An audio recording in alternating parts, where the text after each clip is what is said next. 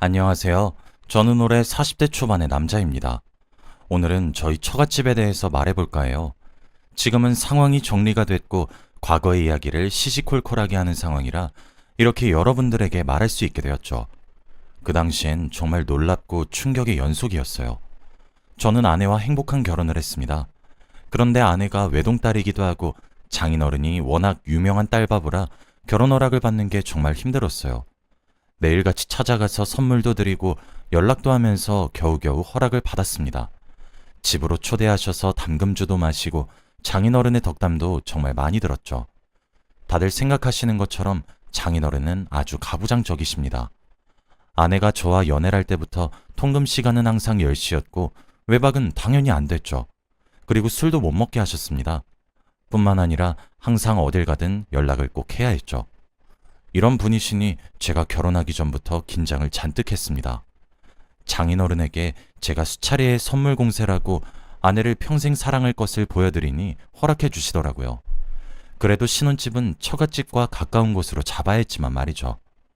주말마다 아내의 집으로 가서 식사는 꼭 해야 했고 같이 한 달에 한 번은 여행도 가야 했습니다.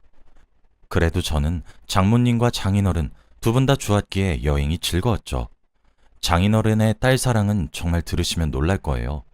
어릴 때부터 입만 열면 아내 자랑을 늘어놓으셨다고 합니다. 아내가 얼굴도 예쁘고 공부도 잘했어요. 그래서 학교에서 늘 전교권이었고 남학생들에게 인기도 많으니 장인어른께서 어깨가 잔뜩 솟으셨겠죠. 그뿐만 아니라 딸이 하고 싶은 거, 갖고 싶은 거 바로바로 사주었대요. 장모님이 이렇게 퍼주면 애버릇 나빠진다고 말려도 속수무책이었다고 합니다. 그리고 장인어른은 딸한테만 잘한 것이 아니라 딸의 친구들한테도 정말 잘해주었대요. 딸 친구들도 전부 다 자기 딸들 같다면서 매일 맛있는 것도 사주셨고 학창시절 내내 등교도 시켜주었다고 합니다. 그 말을 장인어른에게 직접 들었는데 정말 대단한 정성이란 생각이 들었죠.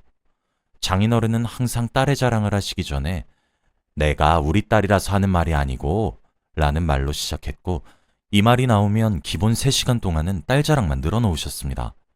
그런데 들을 때마다 다 다른 이야기라서 재미는 있었어요. 제가 아내 같은 여자와 결혼한다는 걸 감사히 여겨야 한다고 하셨죠. 저도 장인어른의 말에 동감했습니다. 그런데 장인어른은 유일하게 제 아내한테만 살갑게 대하셨고 막상 장모님한텐 무뚝뚝하셨어요. 장인어른의 태도가 180도 변하는 걸 보고 제가 놀랄 정도였으니 말이죠. 제 아내가 하자는 일은 고민도 하지 않고 바로 행동으로 옮기셨지만 장모님이 말씀하시는 건 우선 거절을 하고 보시더라고요. 그리고 장모님을 그저 가정부 취급하셨습니다. 제가 봐도 놀라울 정도로 말이죠. 아내는 그럴 때마다 장인어른을 나무라며 아빠, 엄마한테 잘 좀 대해줘 라고 했고 결국 아내가 장모님 일을 대신하려고 하면 장인어른이 나서서 이걸 왜 네가 해? 라고 하며 결국 장인어른이 하시는 일이 대다수였죠. 항상 장인어른은 장모님한테 이거 해라 저거 해라 이거 가져와라 저거 가져와라 하면서 시키셨습니다. 그러면 장모님은 일어나셔서 다시 가지고 오셔야 했죠. 그런데 장모님이 걸음이 많이 불편하세요. 예전에 교통사고를 당하셔서 절뚝절뚝 걸으시고 오래 서 있지 못하십니다. 그렇다 보니 장인어른이 시키시는 것을 빨리빨리 하기에는 무리가 있죠. 하지만 장인어른은 그런 장모님을 이해해주지도 못하셨고 왜 이렇게 늦냐고 나무랐습니다. 같이 한 집에서 사는데 대하시는 태도가 전혀 달랐죠.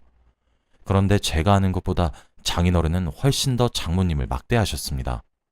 장모님 명의로 대출을 받는 건 물론이었고 장모님한테 돈도 잘 안 준다고 해요. 그리고 무엇보다 손찌검을 하셨습니다.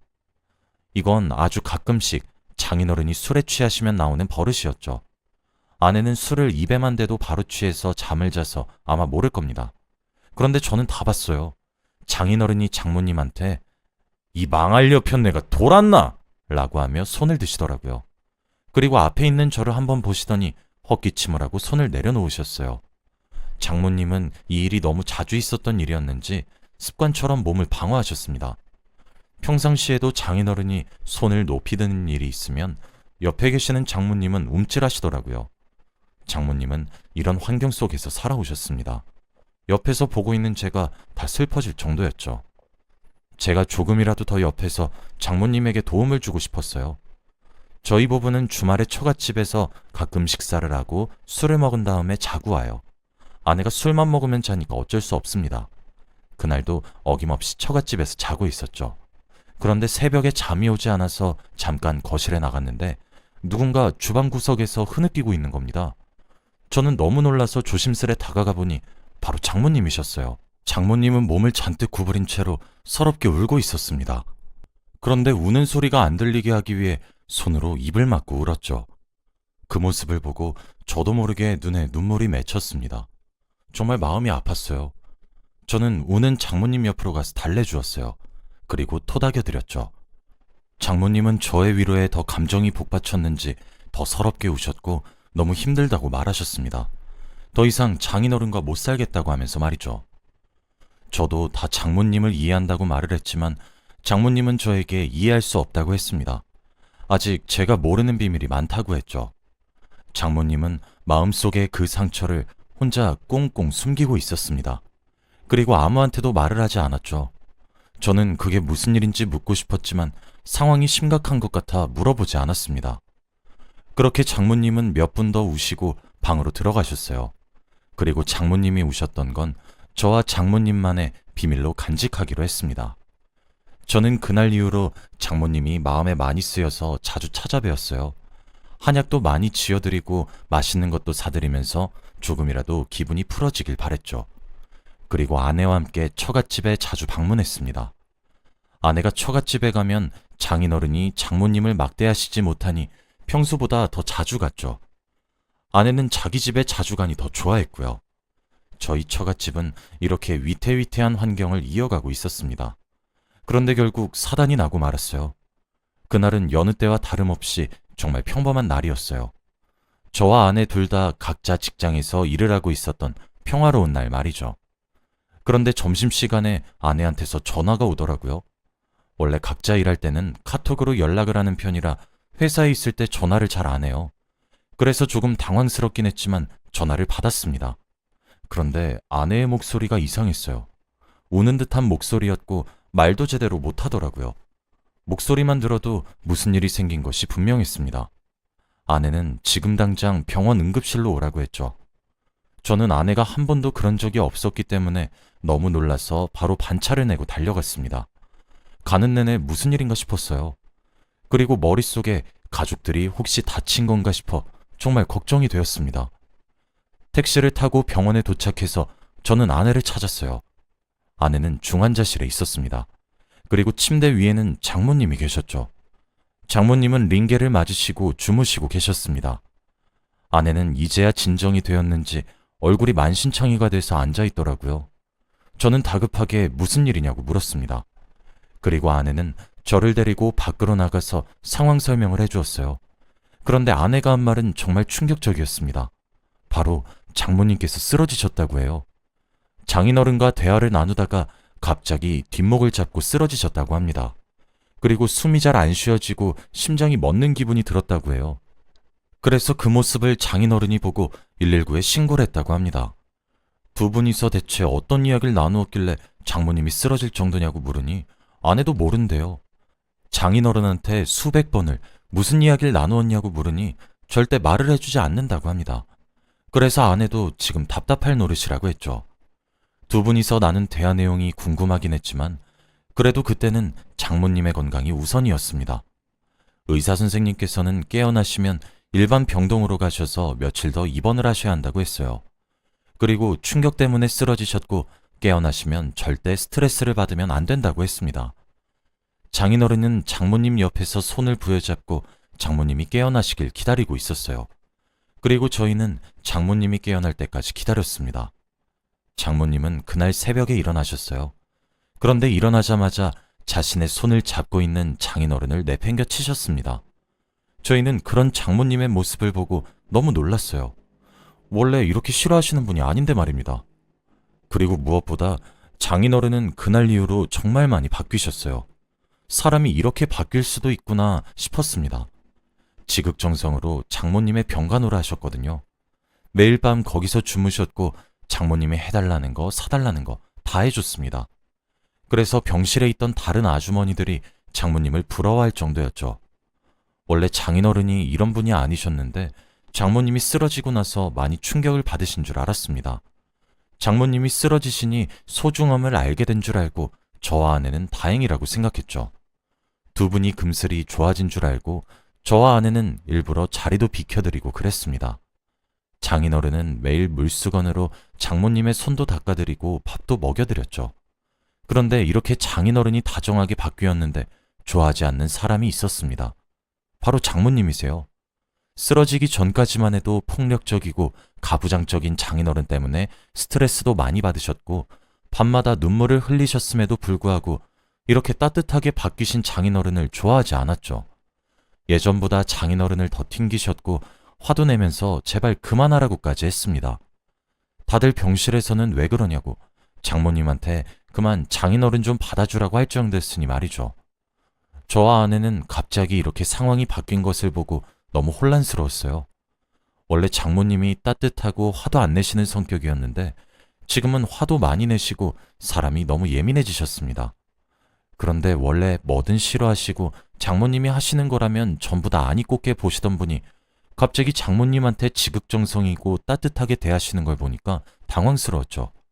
그런데 장모님은 날이 가면 갈수록 더 심해지셨습니다. 제발 그만하라며 물건을 던지기도 했고 장인어른을 밀치기도 했거든요. 그래서 저와 아내는 도저히 두고 볼 수 없었습니다. 결국 장모님한테 왜 그러시는지 이유라도 물어보기로 했죠. 장인어른이 계시지 않을 때 저와 아내가 찾아가 장모님한테 말씀드렸습니다. 대체 왜 이렇게까지 까칠하게 구시냐고 말이죠. 그런데 장모님은 한숨을 푹 쉬면서 말을 전혀 하지 않으셨습니다. 저희의 말에 병실 사람들도 궁금했는지 잔뜩 귀를 기울이고 있었죠. 그런데 장모님은 너희는 아무것도 모른다 라고만 하셨어요. 장모님은 저희에게 말을 해주지 않았죠. 그때 새벽에 거실에서 우신 이유를 저에게 말해주지 않은 것처럼 이번 일도 저희에게 털어놓지 않았습니다. 장모님 혼자 속에 끙끙 앓고 계시니 저와 아내는 많이 걱정이 되었죠. 그리고 무슨 일인지 아무리 유추를 해보려고 해도 전혀 되지 않았습니다. 그런데 며칠 뒤 진실을 알게 되었어요. 그날은 장모님의 퇴원 날이었습니다. 저와 아내는 퇴원 수속을 하고 다시 병실로 돌아갔는데 장모님의 병실이 너무 시끄럽더라고요. 무슨 일이 생긴 건가 싶어 급히 병실 앞으로 갔는데 장모님이 한 여자한테 물건을 잔뜩 집어던지고 있었습니다. 그런데 장모님은 네가 뭔데 여길 찾아와? 라고 하셨죠. 그런데 옆에서 장인어른도 장모님을 말리고 있지 않았습니다. 저희는 너무 놀라서 장모님을 뜯어말렸죠. 장모님은 놓으라고 하며 그 여자의 머리채를 잡으려고 했지만 겨우 저와 아내가 말렸습니다. 도대체 그 여잔 누구고 장모님이 던진 물건들을 그대로 맞고 있는지 궁금했죠. 그런데 아내가 갑자기 민영아, 네가 여긴 웬일이야? 라고 하더라고요. 장모님이 머리채를 잡으려는 여자는 아내가 아는 사람인 것 같았습니다. 저는 이게 무슨 상황인지 도저히 이해가 되지 않았죠. 그때 민영이란 여자는 제 아내를 한 번 보더니 갑자기 무릎을 꿇었어요. 그러면서 죄송해요. 입이 10개라도 할 말이 없습니다. 라고 했습니다. 아내는 너무 놀라서 민영아, 왜 그래? 당장 일어나! 라고 했지만 전혀 듣지 않았죠. 그런데 장모님은 한숨을 푹 쉬더니 진실을 말씀하셨습니다. 바로 아내 친구인 민영이란 사람과 장인어른이 불륜관계라고 했죠. 저와 아내 그리고 그 병실에 있는 모든 사람들이 그 이야기를 듣고 기겁을 했습니다. 장인어른은 자신의 딸 친구와 불륜을 저지른 것이죠. 어떻게 이런 일이 일어날 수 있나요? 그리고 제일 충격을 받은 건 바로 아내였습니다. 아내는 다리에 힘이 풀리려고 하는 것 같았고 제가 겨우 잡아서 큰 사고를 면했죠. 아내와 민영이란 분은 정말 친한 친구라고 합니다. 그래서 매일 집에도 자주 놀러오고 학교도 같이 등하교하고 그랬대요. 그런데 아내가 결혼하고 나서부터 연락이 뚝 끊겼고 아무리 연락을 해도 민영 씨가 받질 않았다고 합니다. 그 이유가 바로 장인어른과 그렇고 그런 사이여서 죄책감 때문에 연락을 못했다고 해요. 그래서 제가 민영 씨를 모르는 거고요.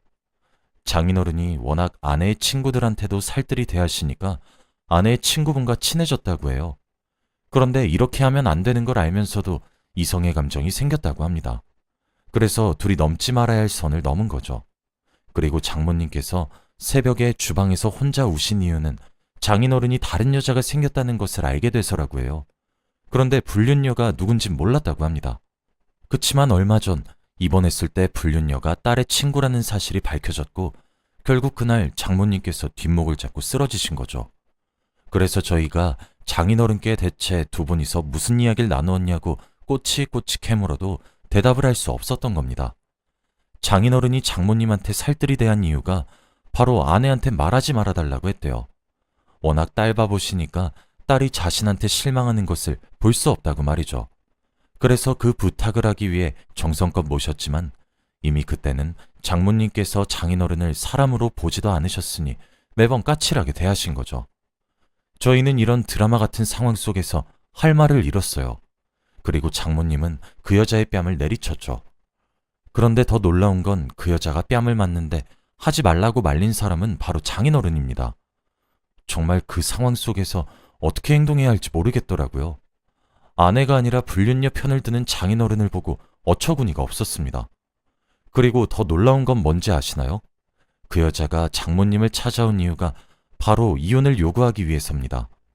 자신이 장인어른의 아이를 임신했으니 이혼을 해달라고 말이죠. 정말 뻔뻔하고 예의가 없는 사람이었습니다. 그 병실 사람들도 다들 저희 집안의 상황을 마치 막장 드라마 보는 듯이 보고 있더라고요. 그리고 장모님도 이 상황이 어이가 없는지 헛웃음을 치셨고 병실을 유유히 나갔습니다. 그리고 저는 제정신이 아닌 아내를 데리고 병실을 빠져나왔죠. 정말 소름 돋고 무서웠습니다. 어떻게 세상에 이런 일이 저희 집에서 일어날 수 있나요? 딸의 친구와 그렇고 그런 사이라뇨.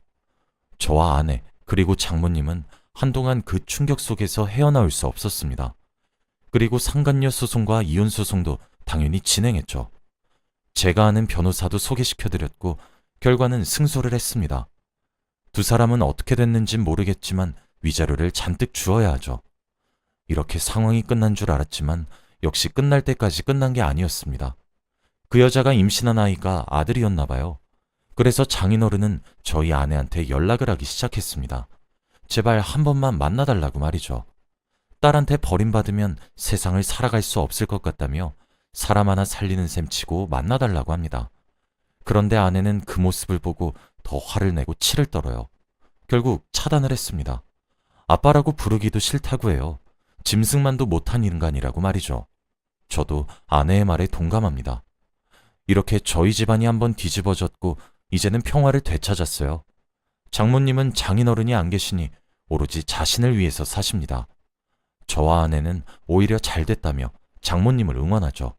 그리고 아내는 지금 임신을 했어요. 열심히 옆에서 도와주고 있는데 임신한 아내가 힘들어하는 모습을 보면 제가 다 가슴이 아픕니다. 다들 저희 집 같은 일이 없었으면 좋겠어요. 저희 이야기는 여기까지입니다. 들어주셔서 감사합니다.